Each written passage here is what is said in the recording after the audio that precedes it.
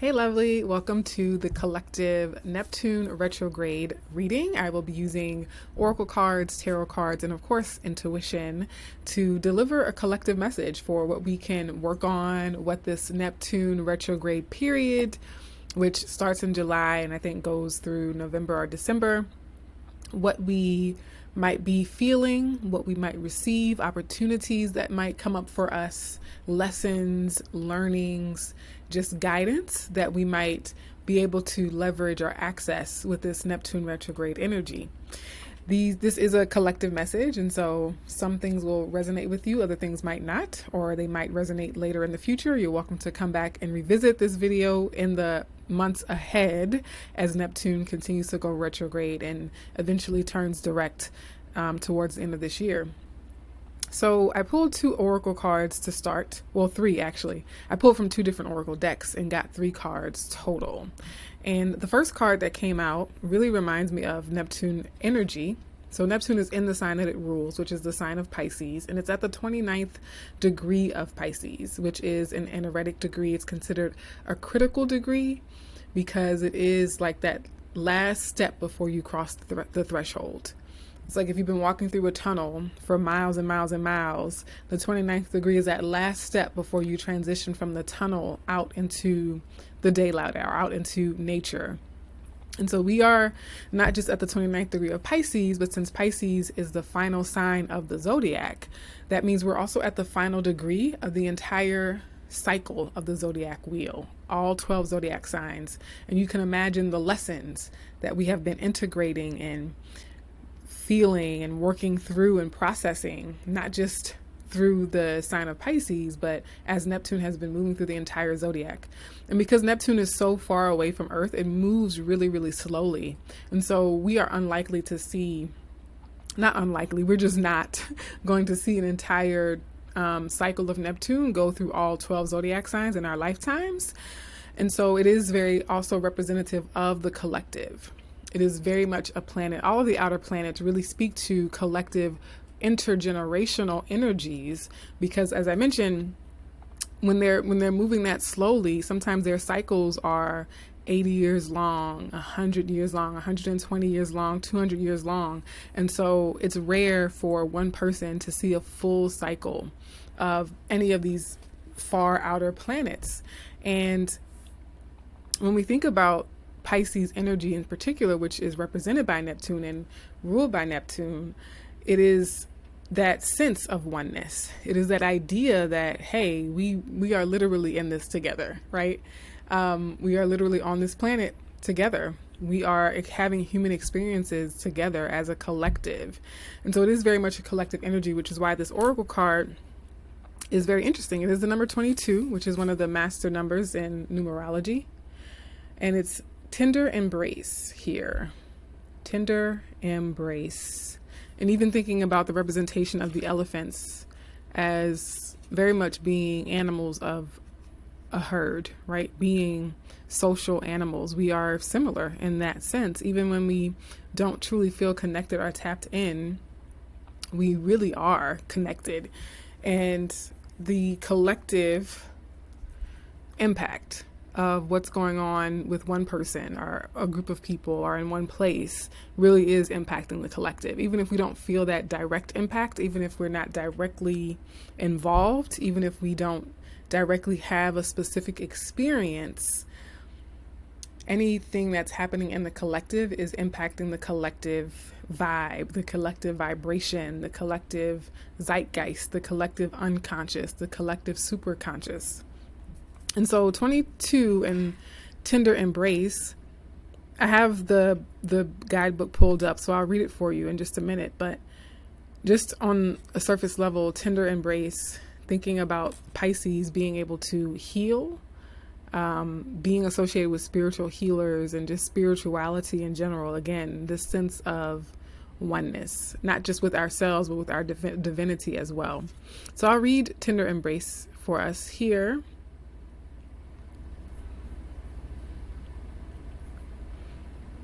All right. And this is from the Oracle of the Seven Energies. Key concepts.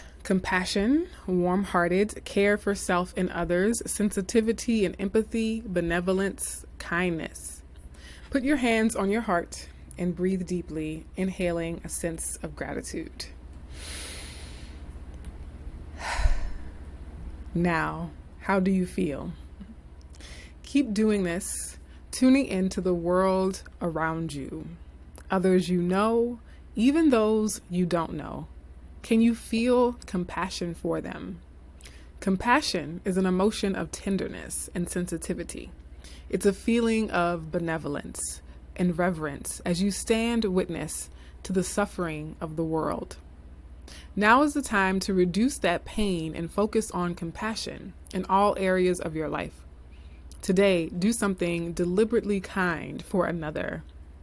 Even looking a stranger in the eye and smiling, hey, can make a world of difference. The questions to ask now are,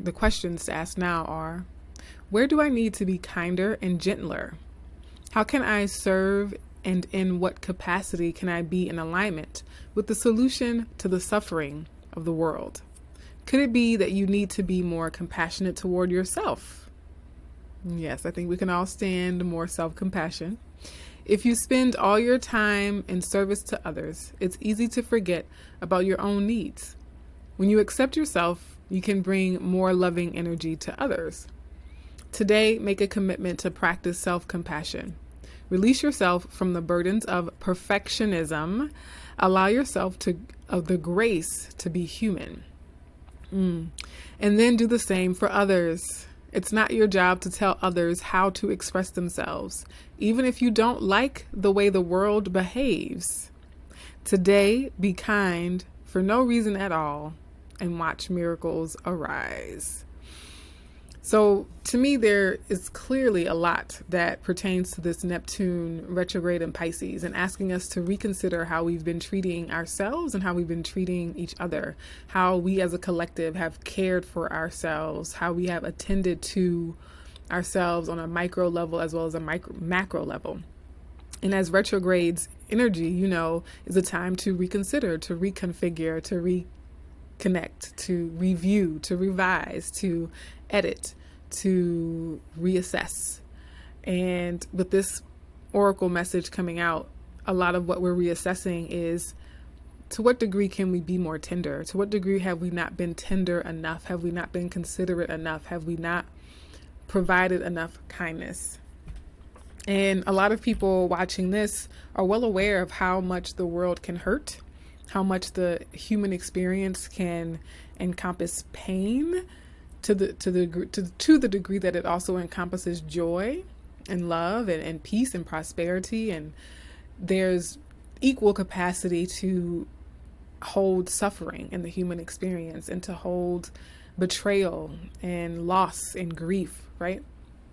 And those things require a level of tenderness. They require tender embrace. So we are not meant to be callous or apathetic or desensitized to the hurt, the pain, the bruises and the aches and the loss and the grief. We are meant to feel those as well. And how can we hold space for each other with tenderness inside of all that? And also what this oracle message is calling us to reflect on is, what role can I play to bring tenderness to someone else? What role can I play to bring more tenderness into my life, into the lives of people I come in contact with every day? And we can look at the world and we can complain and bemoan at how not great we think it is, but what is our responsibility? Have we stepped into and owned our responsibility to create and bring and gift and offer what we say, what we complain is missing, right? In terms of that kindness and that service and that empathy and compassion. The other two oracle cards come from the African Goddess Rising deck.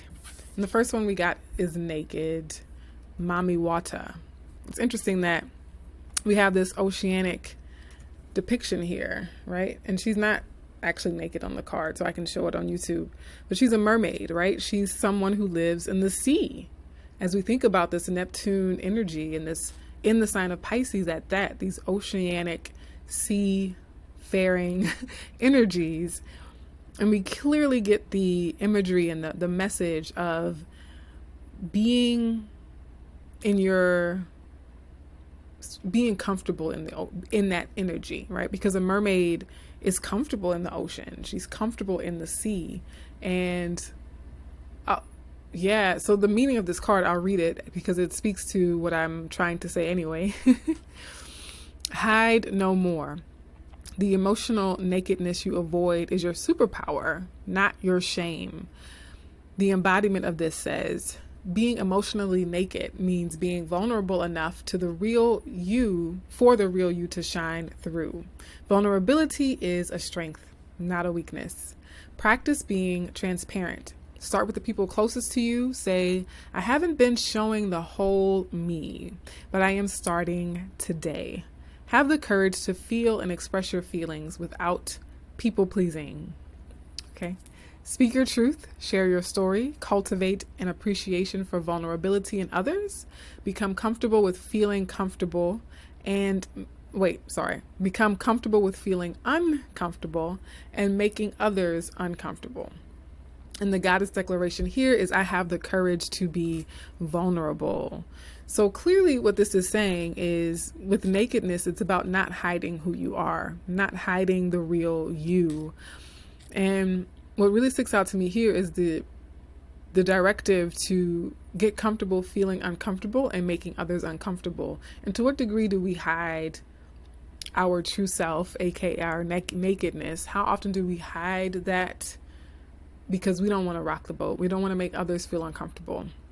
I don't want to fully express who I am, who I love, what I believe in, what my practice is, because other people aren't going to like it. Other people aren't going to feel comfortable with my version of spirituality. Other people are going to feel uncomfortable with my philosophy on life, right?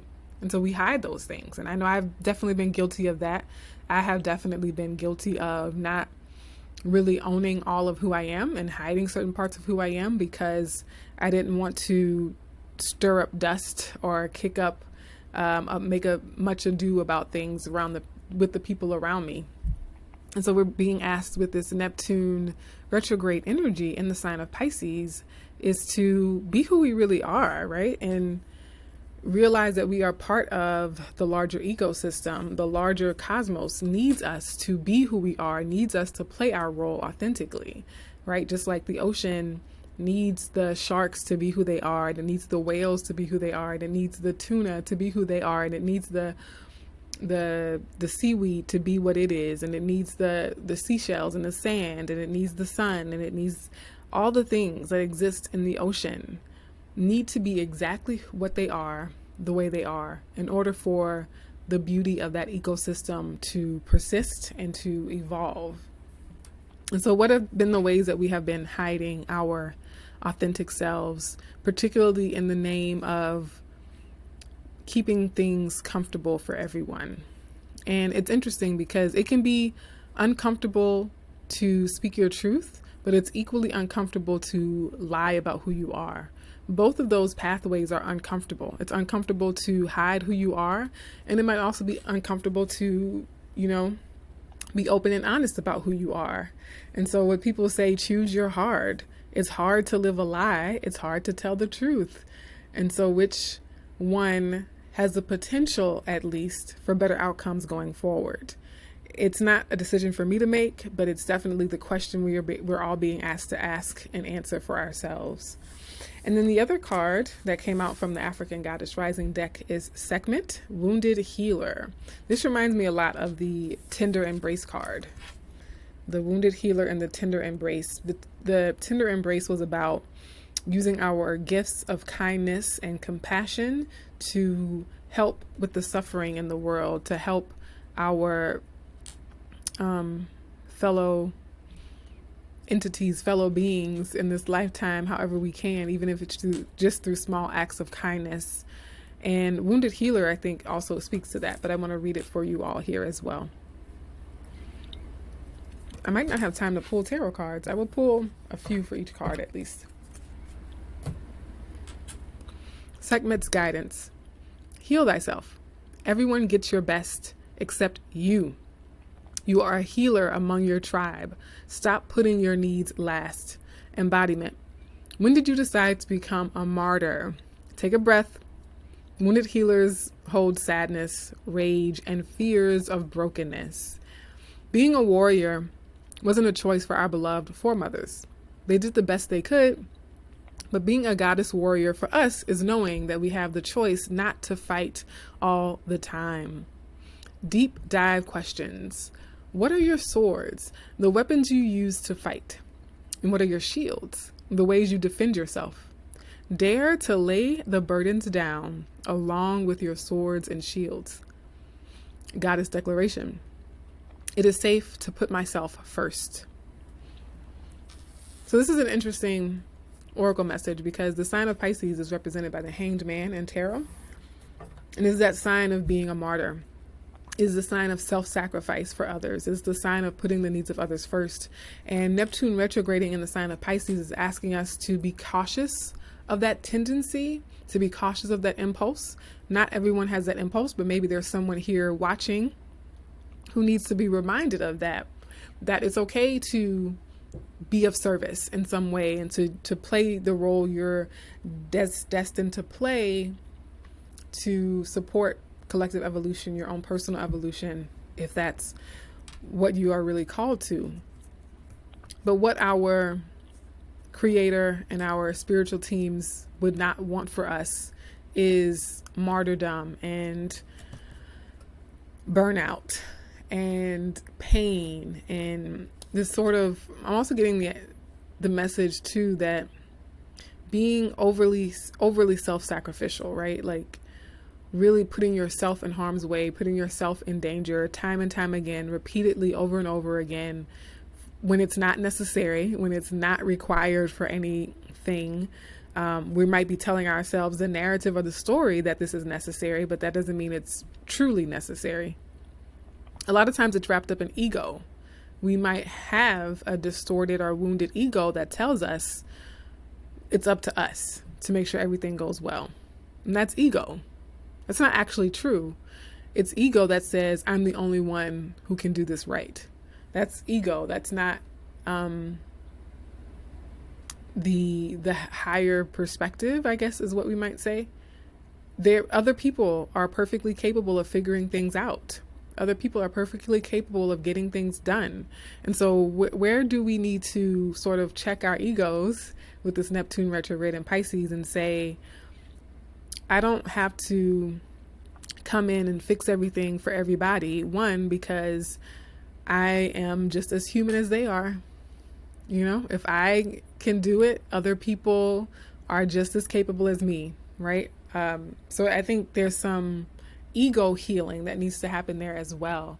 And a lot of times we think about ego as being this like obviously overtly narcissistic, braggadocious, cocky, arrogant kind of energy. But ego is really slippery and it's really tricky, and it can show up in that way as well, the way I'm describing, where it's like, oh, I have to sacrifice my sleep to take my friend to work at 1 a.m. because no one else can do it, right?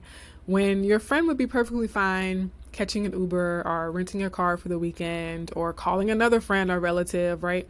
And so a lot of times we take away other people's power. We actually serve to disempower people. This is tied up into things like codependency, where we actually put a stumbling block or a hurdle in people's pathways from them learning the lessons that their soul is here to learn. Their soul wants them to mature and grow in certain ways, but we keep trying to go in and do the work for them. They have to do their own work. Everyone has to do their own work. And we have to put our egos aside and stop thinking that we can do work for other people that's not ours to do, okay? I feel like that was kind of a little more a directed message. But I do feel it, though. I feel it very, very strongly. Okay, so I'm going to put these here. I'm going to leave these here. I'm going to pull a tarot card for each of them. I am feeling the Wild Unknown tarot deck. All right. The Wild Unknown tarot deck. I'm just going to do one draw for each of the oracle cards, and we'll see what comes out. Unless I need or want clarification for anything, but I think the messages so far have already been clear for Neptune retrograde for the collective. And one more. Okay, let's look first at Tender Embrace, number 22, Tender Embrace. Any additional clarifications or insights provided to the collective for this Neptune retrograde phase? Bottom of the deck, we have the High Priestess. This is very Neptunian and Piscean in the sense that it represents that psychic, intuitive knowledge, that hidden knowledge, and that the mysteries of the universe. So we have 3 major arcana for Tender Embrace. We have the Magician, the Lovers, and Justice. So the Magician card, and immediately it was the first card I saw, tells me that there really is a gift that we have that we can use in service to the world. The Justice and the Lovers are both cards of choice. The Justice, though, implies that it's an official choice with a lot of commitment behind it, maybe even like official contracts, even karmic or soul contracts, things that we agree to in, coming to this planet in the first place. And what are your spiritual gifts? With the Magician card, this would be your spiritual abilities, your spiritual gifts. It could be, spiritual gifts don't always have to mean like psychic ability, like singing, being a really artful dancer, or painting, playing an instrument. Those things could be spiritual gifts as well, like doing creative projects, being a motivational speaker. All of those are included as under the canopy of what I'm calling spiritual gifts, right? You might have other words or terminology for them, but there's something that our divine creator enabled us to do in this lifetime, whether it's writing really well, speaking really well, dancing in a beautiful way, drawing beautiful pictures, or getting psychic information, or being clairaudience, or being a healer of some sort, right? Working with crystals. There's so many different things that you might be able to do that help you along your journey, your own spiritual evolution. And it's almost like when we suppress or hide or deny our spiritual gifts, I don't want to say we do damage to ourselves or that we cause harm to ourselves, but we might be blocking things. Like we can create blockages in our own lives by not opening up to our gifts, by not using our gifts, okay? And it does have to be your choice here with the Lovers and the Justice. This speaks to, I can't ignore the potential that this could also mean specific partnerships in our lives with Tender Embrace. The obvious meaning here as well is that who are the specific people that we're meant to help and that are meant to help us as well. And finding companionship. The Canadian geese in this deck are some of the few animals in the animal kingdom that are monogamous and that mate for life. And so that just double emphasizes the idea of commitment with this Justice card. It's like marriage, and that marriage could be literal or metaphorical. What are you married to? Are you committed to yourself? Are you committed to choosing yourself and not being the martyr all the time, and really even just committing to life and committing to the well-being of the collective by way of using your gifts, right? There's so many different ways that this can play out. And with this High Priestess energy, I have to say that some of you do have psychic gifts, psychic abilities, or you have ability to access or understand or interpret knowledge that might be hidden to other people that other folks might not be readily aware of, okay? All right, so that'll be a message for some of you for sure. I'll put those there. Now let's get additional cards for Mami Wata and Naked. 30, energy of the 3. What additional insights are there for the naked energy of Mami Wata? Oh, this is nice. We have the Page of Wands. So this is about proclaiming your truth. This is like the newspaper headlines, the magazine covers, the magazine headlines. It's like, hey, I have something to say. I have an announcement to make about who you are. Proclaiming who you are and being bold and confident in it. We have the Mother of Wands here in the Wild Unknown Tarot deck. The Mother of Wands is not afraid to be vulnerable in the sense that she shows up unapologetically as her real self. And this is regardless of gender. So even if you don't identify as a queen or a woman, we all have masculine and feminine energies in various proportions within us, various states of healed versions of masculine and feminine energy. So this is for all of us, regardless of gender identity or sexuality, is not just being vulnerable and being true to yourself and being honest about who you are with yourself first and also with others, because you can't be honest with who you are to other people if you aren't first honest with yourself about who you are. And the need to do that confidently, the need to increase our confidence. So some people, this Neptune retrograde energy is going to increase confidence. We do have the Death and the 3 of Swords beneath that. So with the Ace of Swords under that.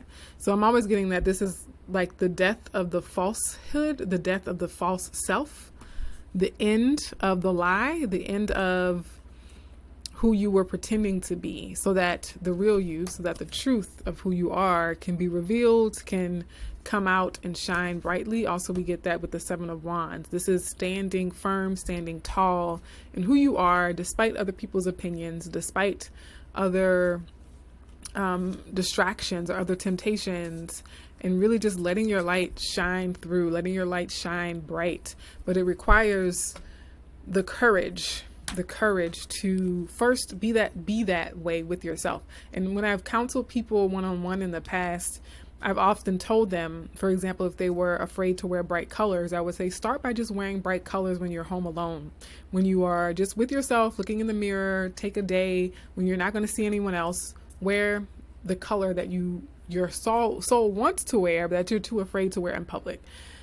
Because if you can't even bring yourself to do it when you're alone, then you can't build that muscle to eventually be able to be that way and to shine bright in public.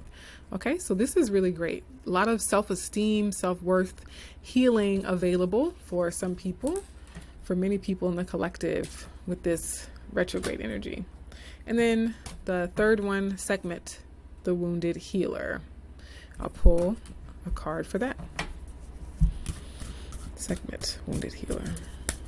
What additional insights do we have here?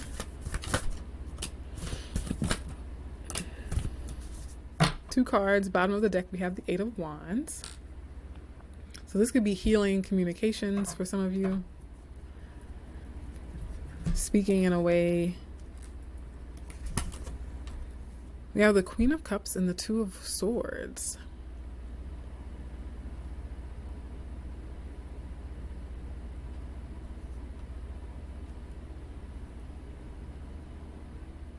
So to me, I feel a few things with this. The first thing I feel is needing to use your feelings and your emotions to make decisions, making heart-centered choices, choosing what your heart and your emotions know is correct. There's a lot of information in a feeling that you get, and that being what opens you up to some truth or some right decision for yourself. The other thing I was getting with this, because the 2 of Swords, and we also had the High Priestess a while back, and we had now the Mother of Cups, which is also a very intuitive, potentially psychic card, is that if you do have spiritual gifts in the realm of being an empath or being a psychic person or being an astrologer or something like that, 8 of Wands and 10 of Cups. Ooh, 6 of Swords. One is to not deplete yourself, to not deplete your energy. And so practice what they say, good energetic hygiene, set good boundaries around how much you give of your gifts and your talents so that you aren't depleted and draining or misusing your energy and your gifts, okay? The other thing that comes through with this particular depiction of the Two of Swords is eclipse energy. And so I'm sitting with it a little longer to see what